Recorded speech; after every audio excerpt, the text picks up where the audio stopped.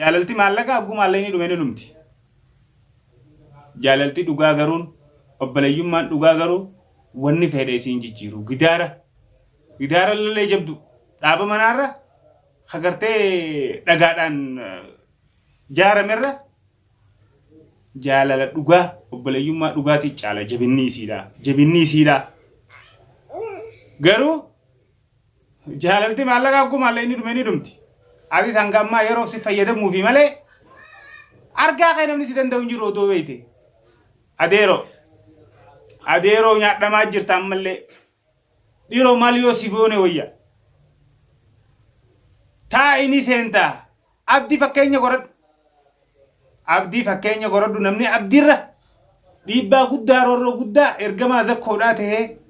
namni zakkoon itti fayyadamaa ture tokkoffaan abdii beekadhu abdii gorsa fudhateeti abdirraa gorsa fudhachuu qabdaati barnoota isarraa harkachuu qabda obboleessa dhaabbadhu ni seenta harka keenyaa garuu waan si mudachuu taa'u harkuuf teessa inshallah yeroo gabaabduu keessatti odeeffannoo keenya sakatta'insa keenya bifa haaraan eegallee jirra nutiis naannoo akkamitti akka isin teessuma teessanii marii godhaa jirtanii isin jala dalagaa jirra Tafiri bantame. Nur anda mana mulai lawan itu. Saya kasi dulu perbati ramba akka jabati perbati atilal akka jabati feganna. Beranjin ni dah orang mereka. Mal fin feganna. Ufatet dia mujira. Ufatet dia. Anak si jira bo, anak si jira. Gidar makanan tahu sih. Moni nasi dah berdekat teme. Jawab nana karo kalmat dah berapa lagi teme. Kilmaga. Kalmat. Ega firin jalaga elubu bakal dabaditi. Nama dia bulla itu pisan arka na baik badan. Ega firin. Firin arka leja teme aku. Ega firin kaisa. Apa garat tu kalau ni ruang dalagan dah mana? Dua lagi. Garat. Dalaga adda. Nako presiden. Dalaga adda asal tikana dia oleh bahan tu baru mana? Wah ni rada le itu formate fi. Dua de fi. Nampak sani ukat akai sansi kamang gore cala. Isa si dia ti mana kaisa panikte jala kaisa. Assalamualaikum warahmatullahi wabarakatuh. Hordoftoota caalaa Toob ilmaan Oromoo qaqqaaliiwwan kan gol addunyaa mara keessatti argamtan bakkuma jirtanitti nagaa fi salaamanni koo kan nonna irraan burqee qilleensarraan barrisee isin bira haa ga'u isiniin jecha arraas deebine dhufnee jirra gaayiti maal qabattanii dhuftan jechuun keessan hin oolamu arraas waan addaa haasawa gareen maafiyoota waan isaan jechaa jiran akkuma quba qabdanitti akkuma laaltanii agartanitti ummanni Oromoo dhiifama nuti galtee badii duraan balleessines arra jirus borno goga waan ja'anii takkaa jira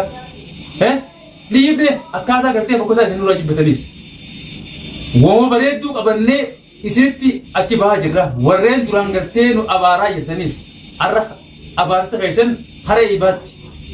akka nu ijjirtan dhiifama wajjin isin gaafannaan abdii kawaan karaa deebi'ee gartee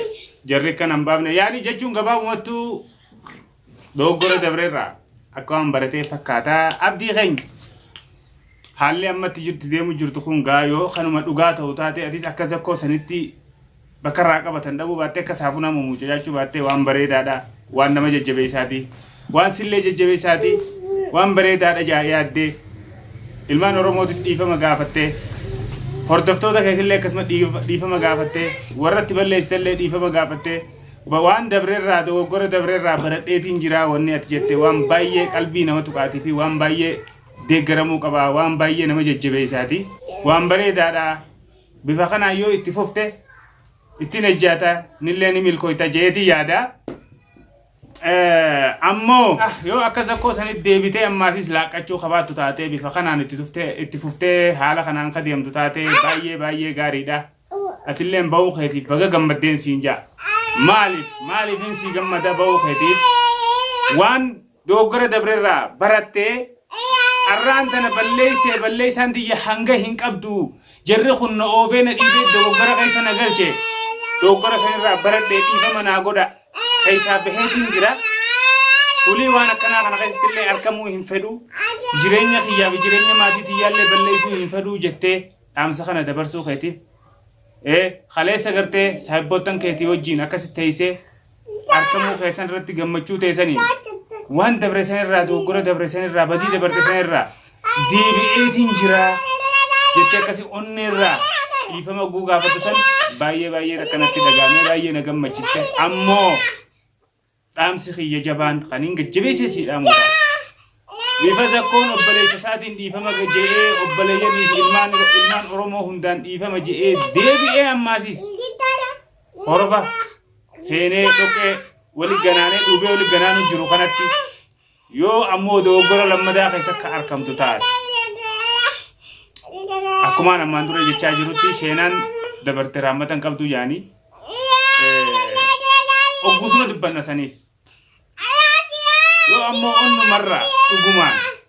laphee qulqulluudhaan dhiifamni keekun dhiifamni ati ilmaan Oromoo gaafachaa jirtu kun dhugaadhaa badiin teetillee honga dabartellee taatu dhiifamni ati ilmaan Oromoo gaafachaa jirtu kun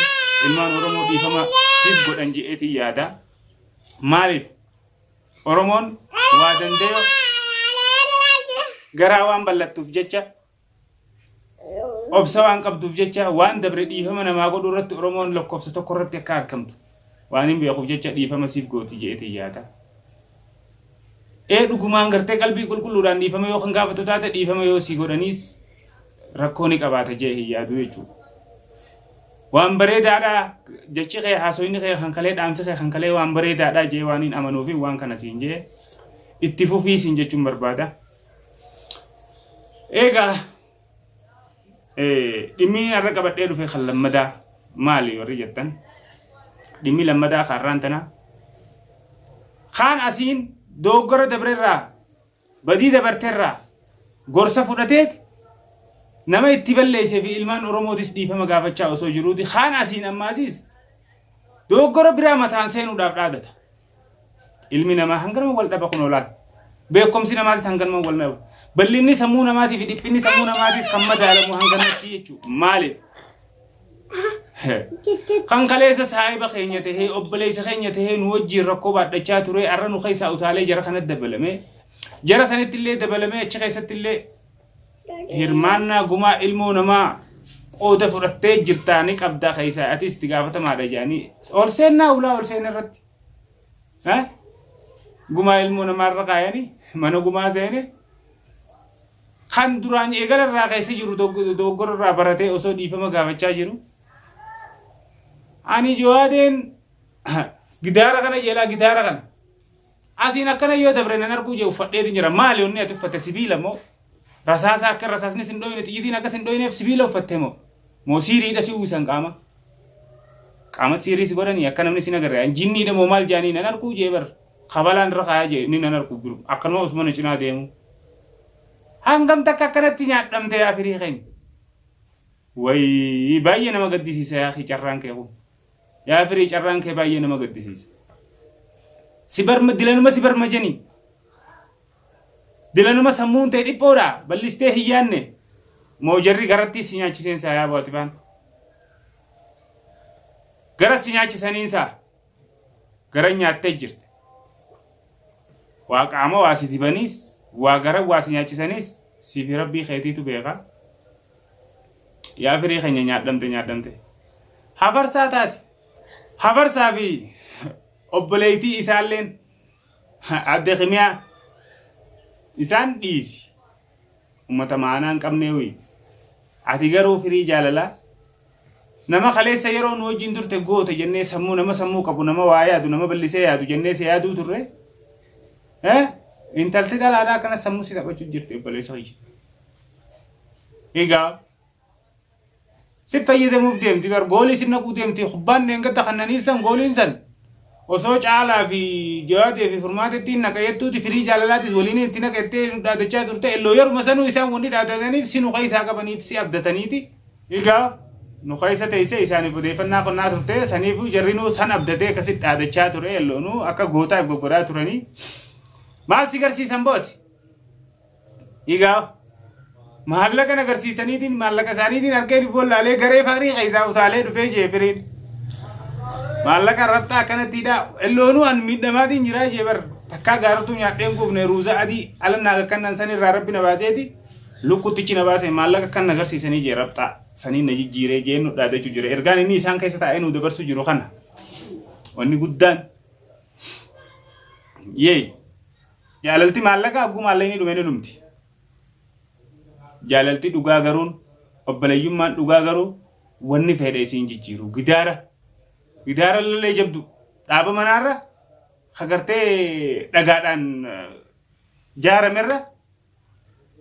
جالala dhugaa obboleeyyummaa dhugaatii caala jabinni isiidha garuu jaalalti maallaqa akkuma illee inni dhume ni dhumti ati sangammaa yeroo si fayyadamuufi malee argaa kee namni si danda'u hin jiru otoo beeyte adeeroo nyaadhamaa jirta ammallee dhiiroo maal yoo si goone wayya taa'ini seentaa abdii fakkeenya godhadhu namni abdiirra dhiibbaa guddaa roorroo guddaa ergamaa zakkoodhaa ta'ee namni zakkoon itti fayyadamaa ture tokkoffaan abdii beekadhu abdii gorsa fudhateeti abdiirraa gorsa fudhachuu qabdaati barnoota isarraa harkachuu qabda obboleessa dhaabbadhu ni seenta harka keenyaa garuu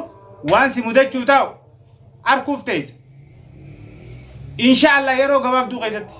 odeeffannoo keenya sakattaniisa keenya bifa haaraan eegallee jirra nutiis naannoo akkamitti akka isin teessuma teessanii marii godhaa jirtanii isin jala dalagaa jirra eegaa zakkoon maaliif isin biratti argamuu dhabee dhiyootan moggaa deddeema